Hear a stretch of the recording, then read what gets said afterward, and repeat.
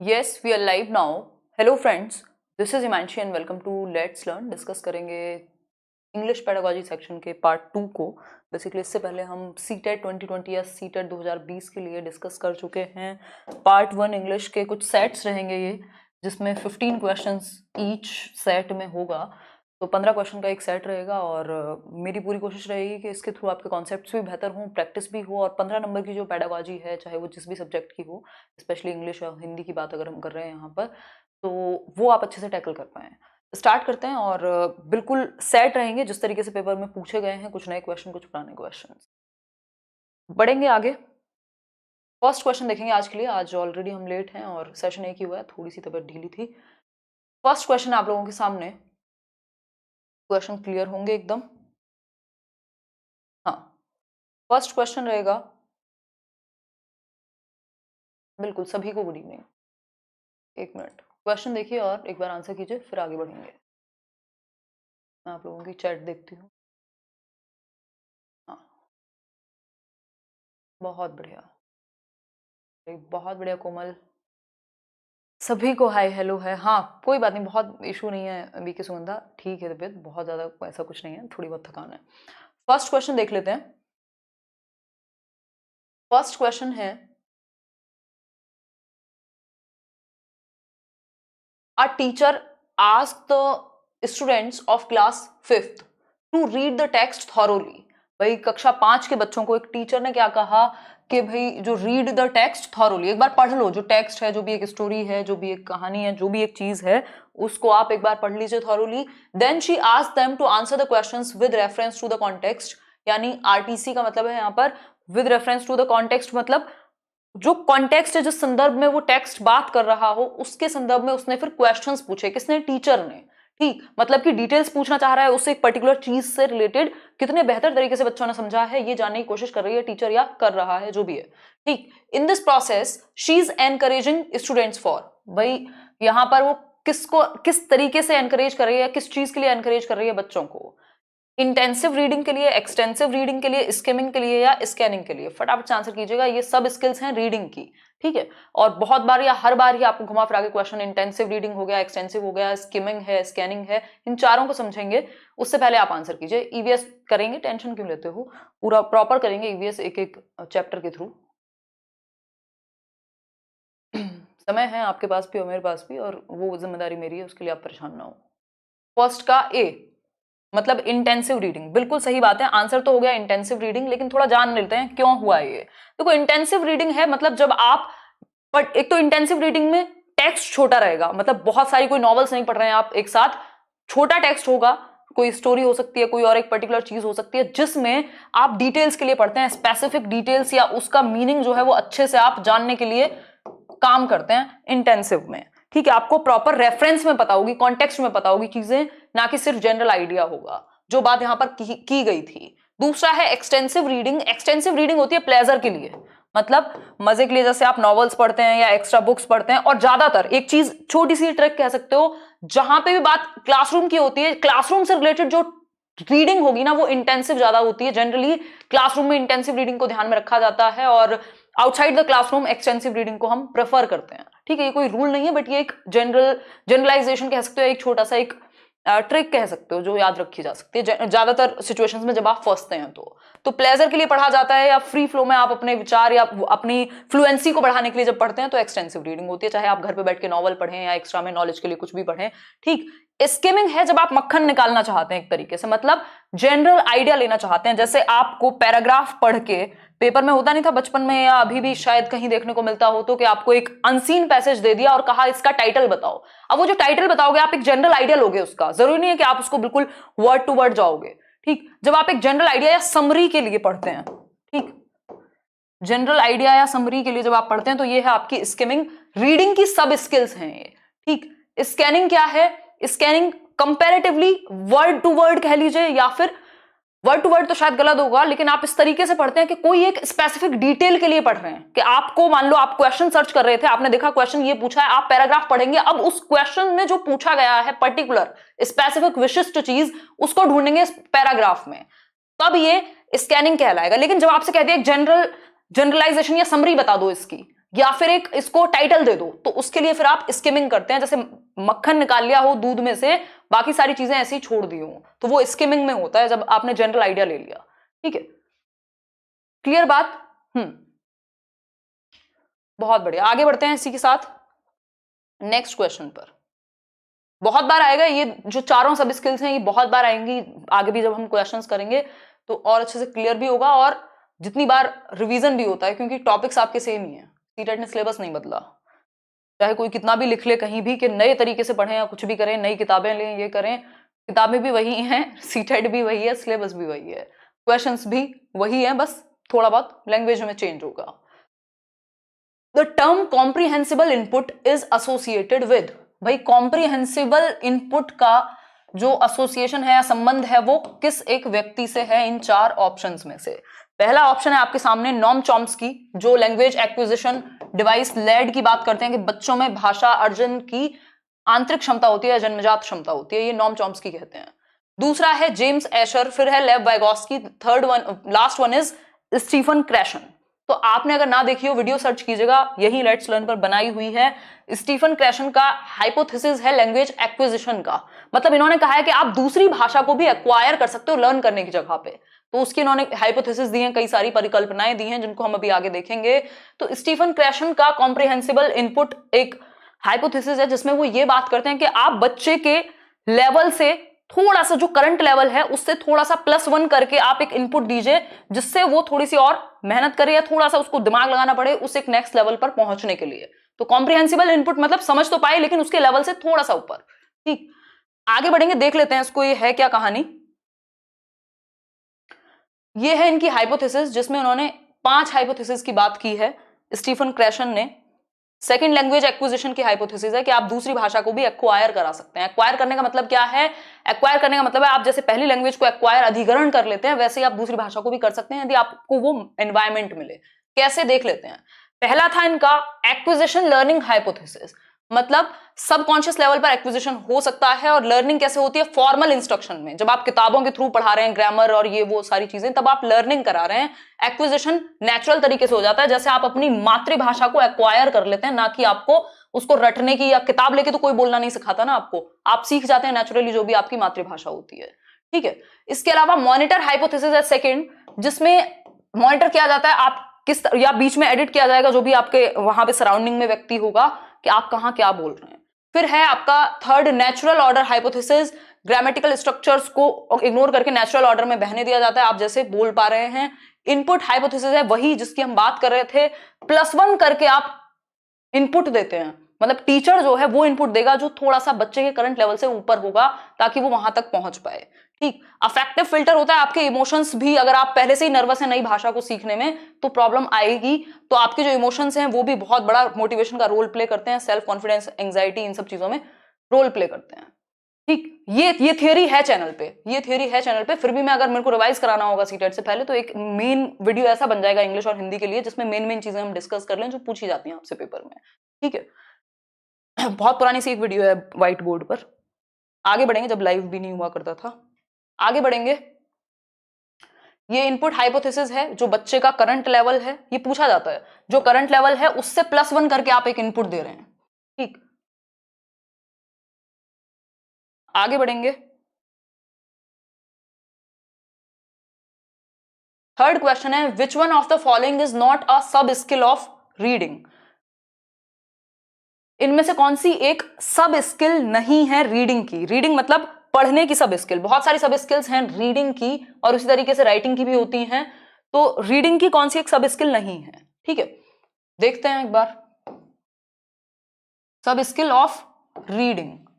ठीक है, पहला है सिंथेसाइजिंग, मतलब सिंथेसिस मतलब एक जगह पे रख करके क्रिएट करना, या फिर ट्रांसक्रिप्टिंग, कनेक्टिंग, प्रिडिक्टिंग। क्या आंसर कीजिए फटाफट से। बहुत बढ़िया, गलत आंसर आ रहे हैं कई सारे, तो कई सारे सही भी आ रहे हैं। यार प्रिडिक्टिंग तो क्लियरली रीडिंग की सब स्किल है, कितनी बार पूछा गया पेपर में। जब आप खुद सोचो ना, जब आप पढ़ रहे होते हो, जैसे आप अभी पढ़ रहे थे, आप प्रिडिक्ट करते रहते हैं साथ में, या कोई कहानी पढ़ रहे हैं तो आपके दिमाग में प्रिडिक्शन चलती रहती है, अच्छा अब ये होगा, अब ये होगा, तो ये तो रीडिंग की सब स्किल अपने आप है, ऑटोमेटिकली कनेक्ट करते हैं आप डॉट्स को, बिल्कुल ठीक बात है। सिंथेसाइज मतलब आप जोड़ते हैं और एक नया मीनिंग क्रिएट कर पाते हैं, ठीक है, कोई दिक्कत नहीं है। ट्रांसक्रिप्टिंग जो है वो एक सिस्टमेटिक यूज ऑफ लैंग्वेज है जो रिटन फॉर्म में होती है, यानी राइटिंग का सब स्किल होगा ये, ना कि रीडिंग का। तो ये बेसिक चीज है, इसलिए ये आंसर यहां नहीं होगा। इसके अलावा इंटेंसिव, एक्सटेंसिव, स्कैनिंग, स्किमिंग, ये सब क्या है, सब स्किल्स ही हैं किसकी, रीडिंग की। ठीक है बात, आगे बढ़ेंगे नेक्स्ट क्वेश्चन की तरफ। ओह गॉड, नेक्स्ट क्वेश्चन है question number 4, which one of the following is least important in enhancing speaking skill of children.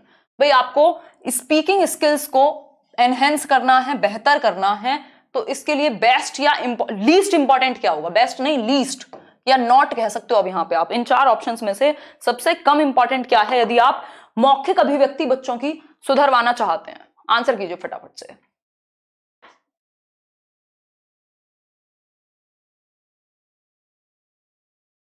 बहुत ही बढ़िया,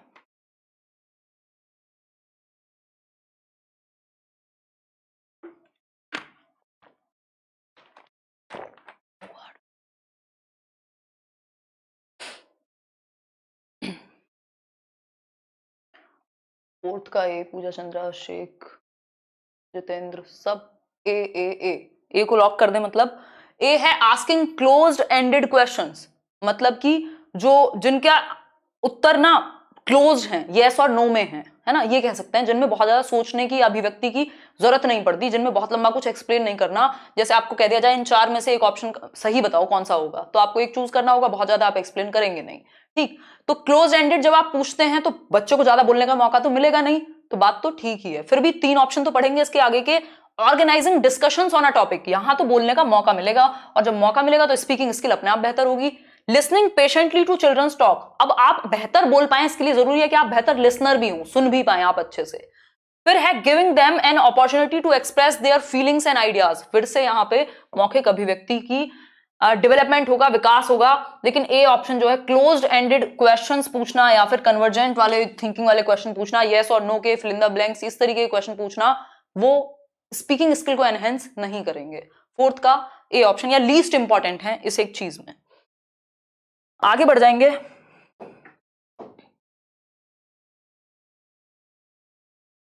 फिफ्थ क्वेश्चन है at primary level literature is helpful, at primary level literature is helpful in developing language of learners age. भाई primary level पर, प्राथमिक स्तर पर literature यानी साहित्य कैसे इंपॉर्टेंट है आपकी लैंग्वेज को डेवलप करने में बच्चों की, बताएं एक बार। पहला है it develops teachers interpretative, creative and critical abilities. भाई टीचर का इंटरप्रिटेशन बेहतर होगा, वो ज्यादा सृजनात्मक बनेगा, या क्रिटिकल एबिलिटीज उसके अंदर आएंगी। टीचर के डेवलपमेंट के लिए या ये बेसिक प्राइमरी स्किल्स को डेवलप अगर कराना था तो जो टीचर है वहां क्लास में आके नहीं, पहले ट्रेनिंग में अपनी या पढ़ाई के दौरान करके आया होगा एटलीस्ट। टीचर तो मेन जो फोकस रहेगा, यहाँ पे लर्नर की बात हुई है, अगर आप क्वेश्चन पढ़ पा रहे हैं तो टीचर की प्रोफेशनल डेवलपमेंट की बात नहीं हुई है यहाँ। ठीक है, तो ये फर्स्ट जो आंसर है वो सूट नहीं करता। फिर है it is a good basis for the only expansion of vocabulary. Only expression, ये जो ओनली वाले या सिर्फ और सिर्फ एक तरफ ले जाने वाले ऑप्शंस होते हैं, ये ज्यादातर नेगेटिव होते हैं।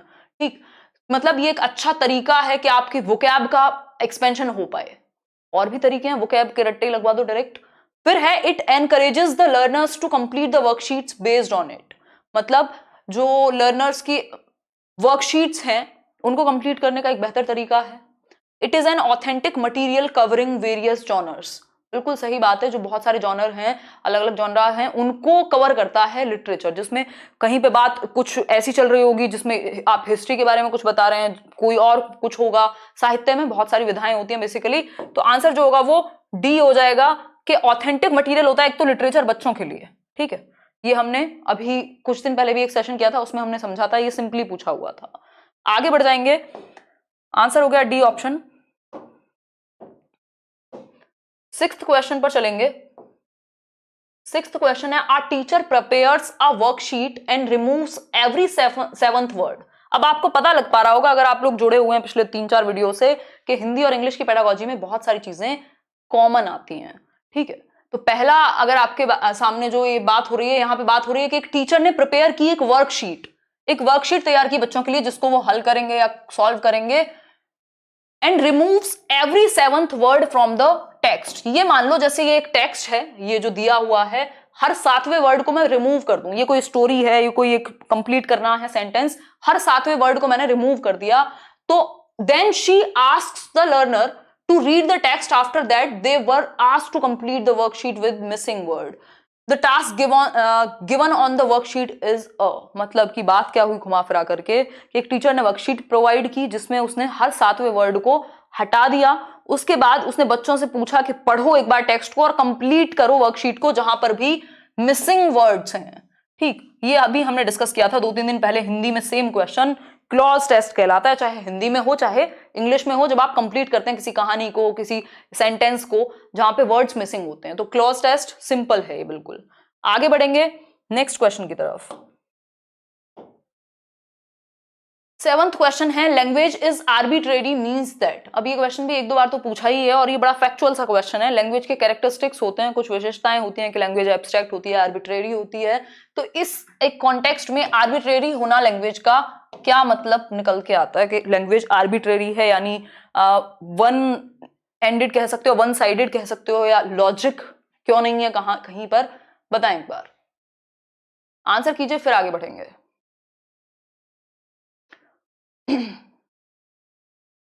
पल्लवी पाठक ए, मधुस्मिता पांडा ए, एम ऑल पेडागोजी के लिए बुक बता दीजिए। अजीत जी पूरी कोशिश रहेगी कल डिस्कस कर पाऊं, मैं कई दिन से चक्कर में हूं कि सीटेट के स्ट्रेटेजी पर बात करें सेल्फ स्टडी के लिए। आंसर कीजिए। There is a strong relation between the words of a language and their meaning, तो आर्बिट्रेरी नहीं होती अगर स्ट्रॉन्ग रिलेशन होता तो। There is no inherent relation between the words of a language and their meaning. ठीक है, something is determined by judgement and for specific reason it is based on a valid reason and not on chance. देखो ये reason पर based नहीं है इसीलिए arbitrary है, logic पर बेस्ड नहीं है इसीलिए आर्बिट्रेरी है। जो वर्ड है मान लो ये बेस्ड लिखा है, इसका मीनिंग बेस्ड का क्या होगा, ये इसका बेस्ड लिखे होने से उस मीनिंग का कोई लॉजिकल संबंध नहीं होता। ठीक है, कॉन्टेक्स्ट के हिसाब से हम जाते हैं, इसलिए कोई इनहेरेंट रिलेशन नहीं होता वर्ड्स जो लिखे जाते हैं और उनके मीनिंग में, इसीलिए इसको आर्बिट्रेरी कहते हैं, नॉट सो लॉजिकल रिलेशन जिसको हम कह सकते हैं। ठीक है, तो बी ऑप्शन होगा, ए नहीं होगा। ए उल्टी बात कह रहा है अगर आर्बिट्रेरी के कॉन्टेक्स्ट में जाएं तो। 8th क्वेश्चन है the teacher observe that Praveen could not write a paragraph on her own even after brainstorming the topic.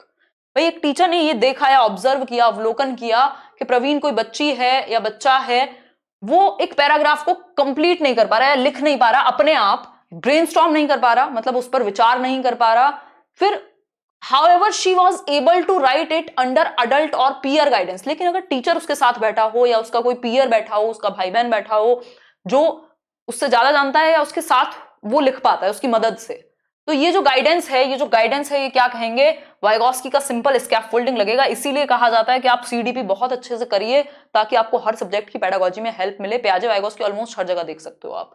ये स्कैफोल्डिंग है, मचान है, टेम्परेरी हेल्प कहते हैं इसको। ठीक है, बाकी की तीनों चीजें क्लियरली नहीं है। टीम टीचिंग कहते हैं जब मल्टीपल टीचर्स एक साथ आकर के पढ़ाते हैं। काउंसलिंग जब आप दिशा निर्देशन कर रहे हैं बच्चे का। सोशलाइजिंग यानी कि सामाजिकरण। ठीक है, ए ऑप्शन होगा सिंपल। आगे बढ़ जाएंगे यहां पर। 9th क्वेश्चन है the purpose of textual exercise is not to.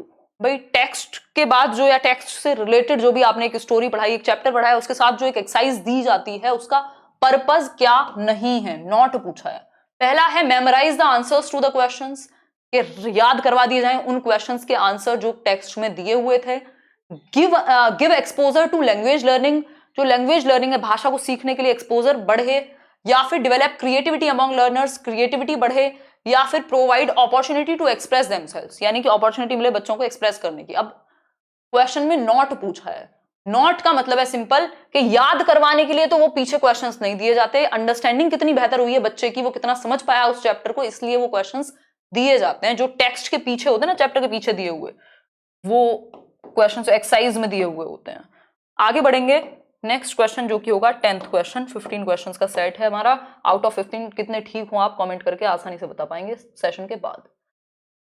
10th question है, in the multilingual classroom learners can interact. भाई बहुभाषी शिक्षा में जो फिक्स ही होता है, एक से ज्यादा क्वेश्चन आ जाते हैं कई बार मल्टीलिंगुअल क्लासरूम के, जहां अलग अलग भाषाएं बोलने वाले बच्चे हैं, अलग अलग मदर टंग हैं जिनकी, कोई मराठी बोलता होगा, कोई गुजराती बोलता होगा, कोई पंजाबी बोलता होगा, कोई हरियाणवी बोलता होगा, ठीक। तो in the multilingual classroom learners can interact, कैसे इंटरेक्ट कर सकते हैं वो? पहला है only in the language prescribed in 3 language formula. जो 3 लैंग्वेज फॉर्मूला कोठारी आयोग ने जिसकी बात की थी 64-66 में, कि भाई जो आपकी एक पहले तो मदर टंग में इंस्ट्रक्शन हो, उसके अलावा आपकी एक इंग्लिश जो है लैंग्वेज, उसके अलावा आपकी ऑफिशियल जो अपनी हिंदी है वो हो, ठीक। इसमें थोड़े से और फेरबदल हैं, वो आप 3 लैंग्वेज फॉर्मूला आई थिंक मैंने एनसीएफ में डिस्कस किया हुआ है, या किसी और दिन भी कर लेंगे।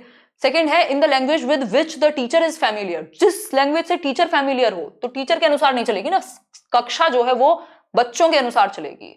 फिर है in the medium of instruction followed by the school, जो स्कूल ने मीडियम फॉलो किया हुआ हो। जी नहीं, हम प्राइमरी लेवल पर या प्राथमिक स्तर पर या मल्टीलिंगुअल क्लासरूम में स्पेशली आप बच्चे की भाषा को क्या देंगे, जो उसकी मदर टंग है, जो उसकी मातृभाषा है, उसको इंपॉर्टेंस देंगे। तो आप मौका देंगे उनको in their own language and can be a mix of words from more than one language. एक से ज्यादा भाषाओं के वर्ड वो मिक्स करके बोल सकते हैं, अपनी भाषा का इस्तेमाल कर सकते हैं ज्यादा से ज्यादा। डी ऑप्शन, ठीक। बहुभाषिता क्या है? एक रिसोर्स है जहां पर मौका दिया जाता है सबको अपनी भाषा को इस्तेमाल करने का।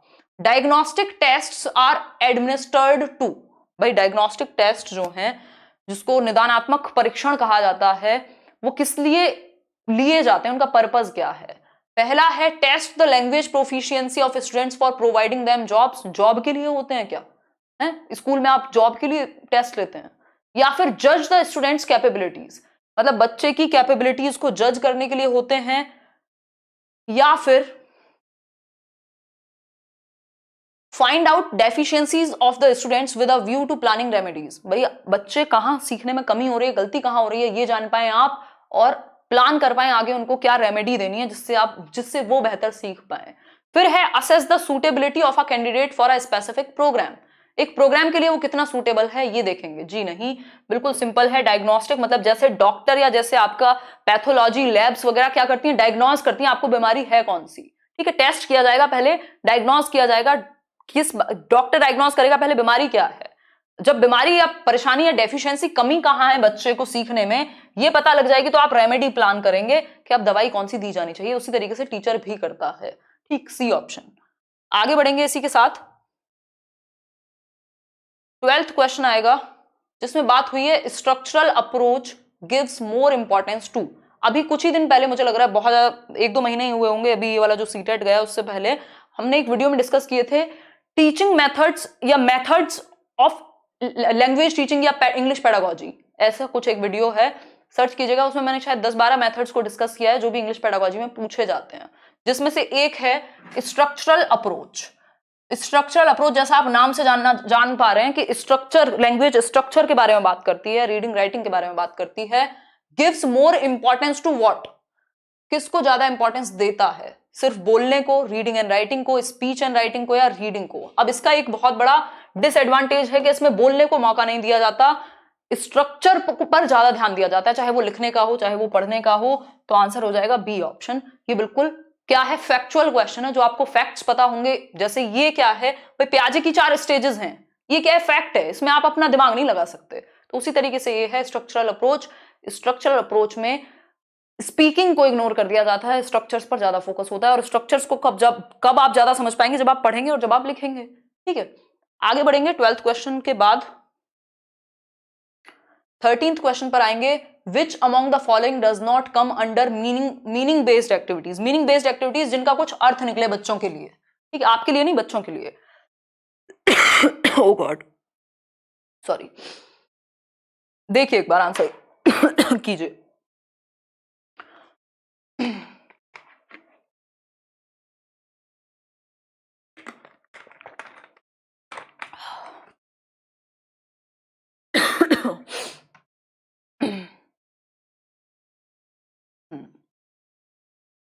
सॉरी, मीनिंग बेस्ड एक्टिविटी नहीं है, नॉट पूछा है। पहला है reading the text and then narrating the same to peers, पढ़ना और फिर नैरेट करना, बच्चे पढ़ें और अपने जो साथी हैं उनको नैरेट करें, उनको बताएं। तो इसमें तो मीनिंगफुल लर्निंग होगी ना, उनको जब अर्थ समझ में आएगा तभी तो वो आगे समझा पाएंगे।